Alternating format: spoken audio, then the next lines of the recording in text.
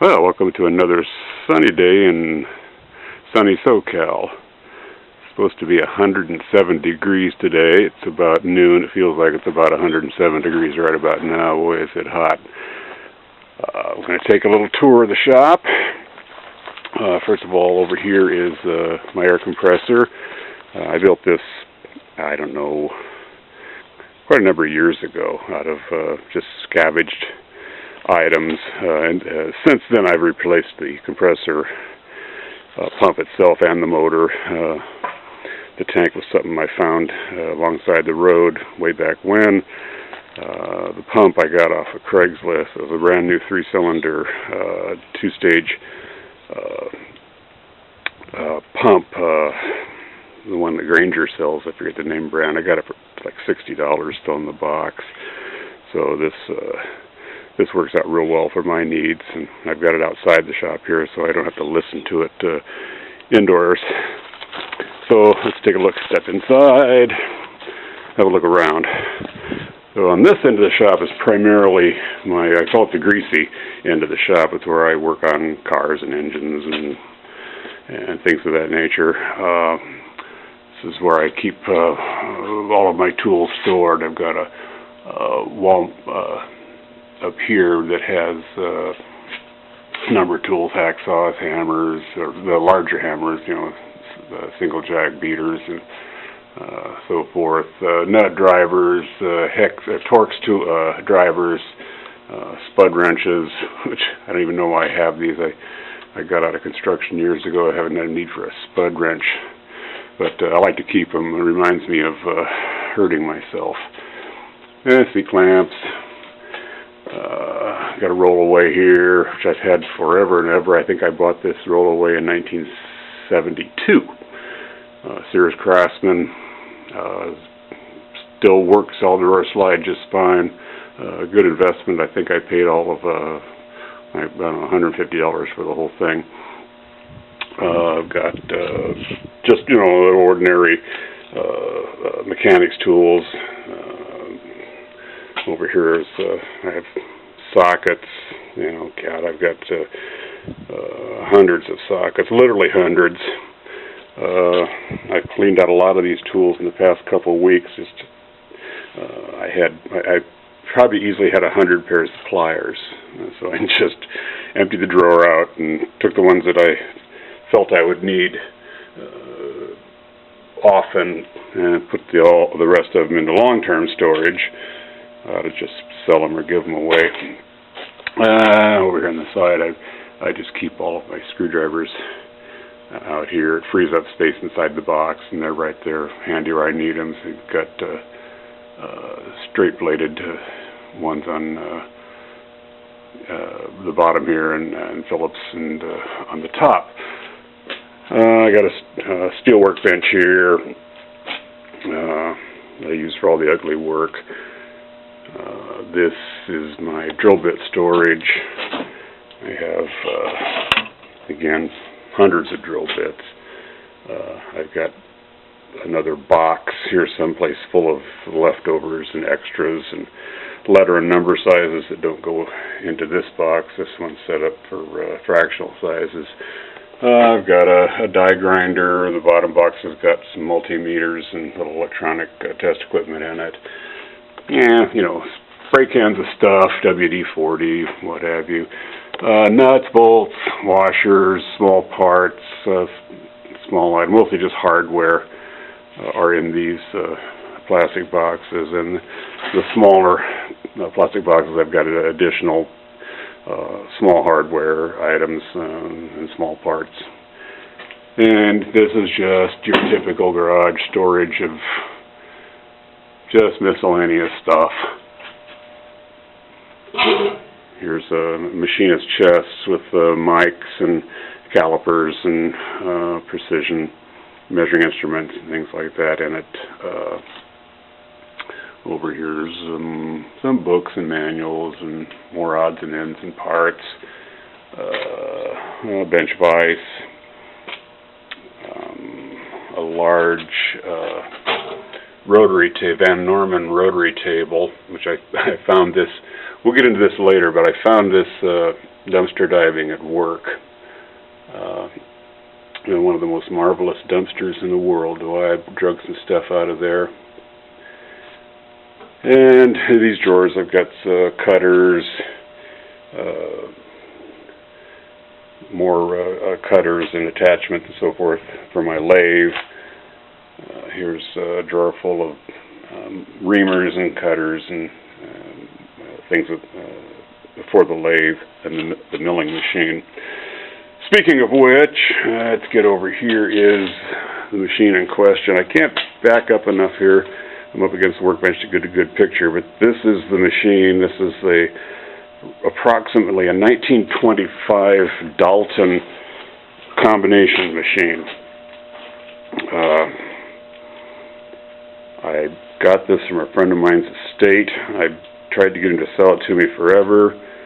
He wouldn't let go of it. He was a true hoarder, one you would see on TV. He just wouldn't sell anything and brought everything home. And he told me, well, you can have it when I'm dead. Well, he died and I got it. And it took me quite a bit of tuning it up and to get it to run well. And I'm not a machinist. I really don't know what I'm doing. I took machine shop in high school 50 years ago. But I have taught myself how to do some basic operations and threading and things like that. So I've knocked out quite a few things on this machine. It's got a set of gears over here. I call it the meat grinder. When these things are all running, if you stick your hand in there, it's goodbye. It'll chew you up and spit you out the other side. On this end of the machine is the 24-inch horizontal milling machine. Kind of cluttered up now. It's hard to make out exactly what it is. Over here is my dividing head, so I can cut gears, sprockets, and things that require precise measurement around the circumference of an item. I used that a while back. And the first time I'd ever used it, I didn't even know how it worked, so I had to go online and figure out how to run a dividing head. It's quite easy, actually. It just requires some math, some very fundamental math, just fractions. And I cut a gear, and it came out perfectly. I was really quite pleased with myself. So let's move around this way. Over here is my bench grinder. I got a wire wheel on the end. I think everybody's got one of these. Bought this from a pawn shop. Probably 20 years ago. I think I paid like $20 for it. It's an old Craftsman back when they were made right here in the United States by Americans. This is a disc sander, which I made kind of like the air compressor. Just made it out of found materials and junk. The disc itself I got out of the magic dumpster at work, where I got the Van Norman rotary table, and the motor I actually got from the hoarder, the one I got the lathe from. He actually gave it to me, so it was surprising. He was actually pretty generous. He would give you just about anything, but there were certain things that he would not let go of. It didn't matter what you offered him for it. So he gave me that motor, and it's an old motor. My gosh, it probably weighs 60 pounds. It's a beast. And I just made up the table and the base out of angle iron and things I had lying around the shop, and I've used the heck out of this thing. I probably have, I probably don't have anything invested in it. I think I made it all out of found materials and scrap and things I got out of the magic dumpster. And Chinese drill press next to this. I got this from my brother years ago. He had a tool shop up in San Jose, California, and he was selling these tools. And this is one of the early Chinese drill presses. I've had it, I got it before we even moved here to the Fong de Rosa. So I've had this for probably 35 years, and it's got a little bit of run out in the chuck. It's not the greatest drill press in the world, but I've never had an issue with it. Well, I'll take that back. The motor burned out. And so I whistled down to Granger, bought a new motor, and put it on. It's been good ever since. Let's see, what else do we have? Over here we've got my Grizzly buffer. I got that 10 or 12 years ago, I guess. I hate buffing. It's filthy work, but it's got to be done sometimes. Little sandblaster, little Sears sandblaster, and I got this years and years ago, probably 35 years ago. I use it to clean a lot of small parts. I used to have it hooked up to a little cabinet that I had hanging here on the wall, but it got in the way. So I just, cover up real good and put a dust mask on and sandblast outside. I have small oxyacetylene set up, and then over here I've got my larger oxyacetylene set up. The small one I've been trying to get rid of on Craigslist for quite a while, and I've never gotten a call on it yet. Speaking of welders, over here under the bench, we've got my little Miller AC buzz box, and next to that, a little Hobart 175 amp, 220 volt MIG welder.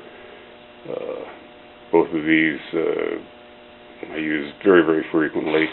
I'm a certified welder, worked in construction, high-rise, high iron work, things like that. So I still do quite a bit of welding. Over here, let me spin around, is another welder, which I've also been trying to get rid of on Craigslist. It's an old Forney welder. It's a big old monster. Works just fine. Behind that, for anybody who's interested, is you can barely get in here, but it's my 1947 Whizzer motorbike, all original. I went through the engine about 4 or 5 years ago and freshened it up and put new rings in it and did the valves and cleaned it all up. I still haven't gotten it running. It's one of those projects that's been on the back burner forever. I'll get to it. I swear, I promise I'll get to it. Okie dokie. So over here is a project I just finished a couple of days ago. It's a woodworking lathe that I built from a set of plans out of a book. Of course, I modified the plans a bit to suit what I thought was better, what worked well. All I've done with it at this point is just made a few test turnings on some pieces of scrap wood, and it works better than I'd hoped for. It's really a nice machine. Up here I made a tool board to hold all the chisels for the lathe. So I hope to be doing some bowls and some fancy turning here in the future after I get back from my vacation. I've just done a minimal amount of wood turning on this small jet mini lathe, making things like pens and wine bottle stoppers and little things. But with the larger one, I'll be able to move into larger, more elaborate projects. So this one I'll probably sell it or hand it off to somebody who needs it more than I do. Let's see, we've got a dust collector, which is piped all around the shop and hooks up or is close to all of the different machines. Over here behind this pile of junk, I'm in the process of doing a purging and cleaning out a bunch of stuff that I don't need any longer. Is a vise, a large vise that I found in a trash pile quite a long time ago, and drug it home and mounted it to a steel post and mounted that to a truck wheel, so I can move that around the shop, and that's always been a real handy thing for me. If I need to, especially if I need to weld, I can take it out somewhere where there's, I won't be in danger of catching anything on fire, and do whatever it is I have to do. Over here is my little Grizzly bandsaw.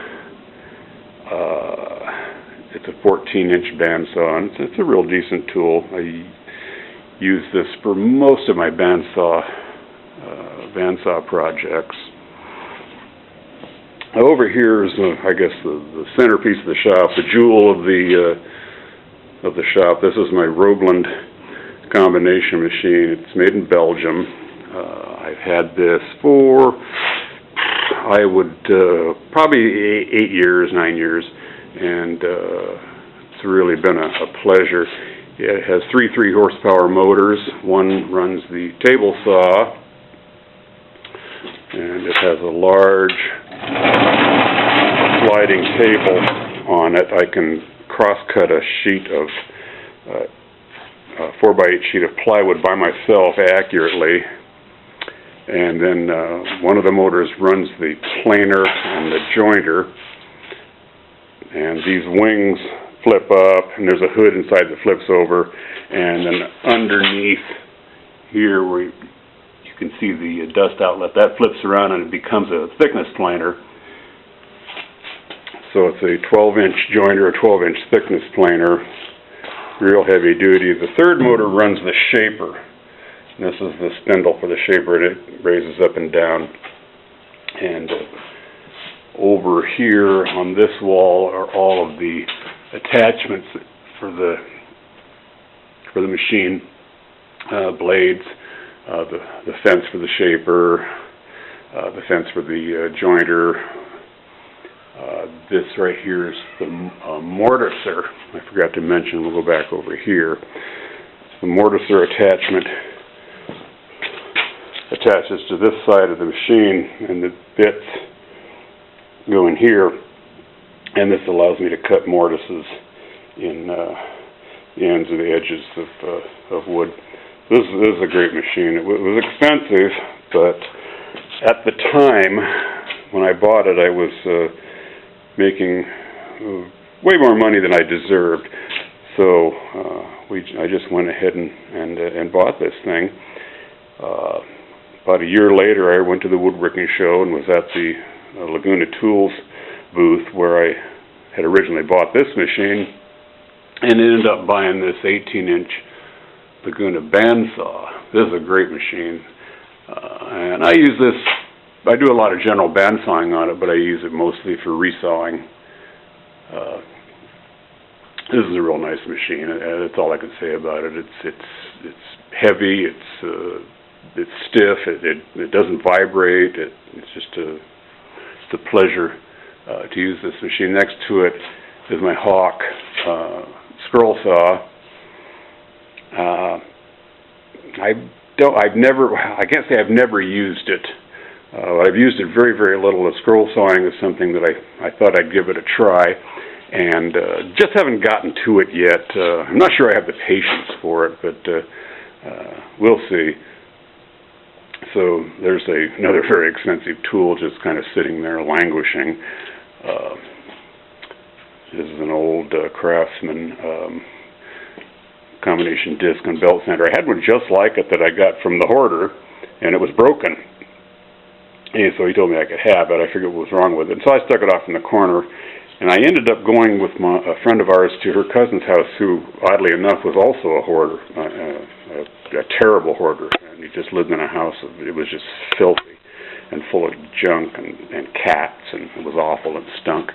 But he had a Craftsman sander, same exact machine, and it was also broken, but a different part was broken.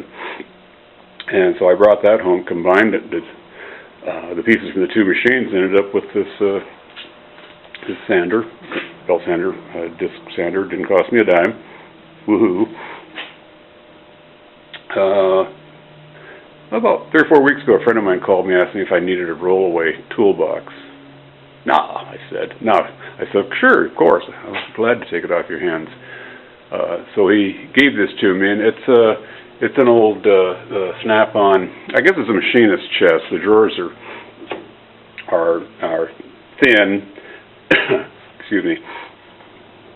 So I brought it home, cleaned it up, and moved a lot of the woodworking tools that I had just scattered here and there into this. So the top till here has all my planes in it, and drawers. Here's knives and things like that, and some scissors, and some different templates, and drill bit gauge, and general tools, some measuring tools. Down here I've got all my chisels, So this helped me put the shop in a little bit better order. This stuff was just kind of here and there, and just didn't have a place where it lived. And while before that, I was able to score this cabinet, just kind of office type cabinet. And I keep just a lot of supplies in here: sandpaper, glue, spray cans, odds and ends. Keeps it all from underfoot. File cabinet has a lot of magazines in it. Another shelf with more, mostly paint and things like that. Some sheet goods, which is leaning against the wall. I've got to figure out a place to put this stuff. It just takes up too much room. Over here is a wall, all sorts of homemade jigs, small parts. There's a dovetail jig. Lots and lots of clamps. They always say you can't have too many clamps. Here's another drill press. This is an old Delta Rockwell. This is a real good machine. And I made a little caddy over here on the side to hold my all of my brad point bits. There's some loose Forstner bits back here. Hanging there is a box with a full set of Forstner bits on it, or in it. Down there is a little portable table saw, a little job site saw, a little inexpensive Craftsman. Hardware storage underneath, little bins. Up here is a belt sander and an iron, a couple of drill motors, a few palm sanders, random orbital sander, one of those little pointed detail sanders back there, and just some various and sundry woodworking tools. Over here, the routers, I got 6 routers here. Seems like a lot, but sometimes it's good just to keep one router set up with a particular bit to do specific work with. One of these is set up with a bit that I use with a jig that I have to do decorative work with, so I never touch that one. And more oddball stuff, woodworking books, so forth, nail guns. Here's a small compressor. This also came out of that wonderful dumpster at work. It's a dentist's office compressor. It was brand new, and it probably, I can't imagine what it cost, but it was brand new. It was taken out of a dentist's office that was built, and it was at a jail. And the dentist's office was never used, and they decided to convert it to something else. So this went in the trash, and then it went in the back of my truck. Here's one of those, what do you call these things? Workmate. I got this in front of my neighbor's house. He had it out in the trash, and one handle was broken off, so I just made a handle out of some wood, and good as new. Here's a workbench that I built out of plywood and just dug fir 2x4s and 2x6s. It's got a little vise here that's made out of a clamp. This comes up, and as you twist the clamp, you can tighten pieces up against the bench dog. Very cheap and efficient. Over here I made a vise out of a pony clamp, and it works real well too, and it cost me, whatever a pony clamp costs, $10. Another little drill press. This was just a little cheap Harbor Freight drill press. I wasn't even going to bother with it. I was going to give it away, but I stuck it up here, plugged it in, and find I use it quite a bit. Actually, what I used it more than anything for is when I was making pens on the small lathe, and I use it as a press to push the pens together. But it drills holes and chamfers and does little things, so it's worked out reasonably well. This is a drum sander that I built a number of years ago. All homemade, works pretty well. Over here is my router table. Got another quarter cable router underneath there. Of course, I use this all the time. And next to that is a little cabinet that I built to hold the spindle sander, and then the table top flips over, and underneath is my little lunchbox planer. This is real handy. Saves space. Down below is a drawer. I keep all the sanding drums and the belts for the sander. This is another vise mounted to the floor. It's a Wilton vise. Got it out of the dumpster at work. They'd thrown it away. It was a little piece was missing off of it, which I was able to make in about 20 minutes. So that pretty much concludes the tour of the shop. I see by my counter here on the camera that I have 43 seconds left to wrap this up. So thank you for coming by. Thank you for visiting the shop here at the Fang de Rosa on this hot, sunny, but yet still beautiful Southern California day. Tomorrow I'm going to get on my motorcycle and ride down to the beach and get out of this heat. So goodbye for now.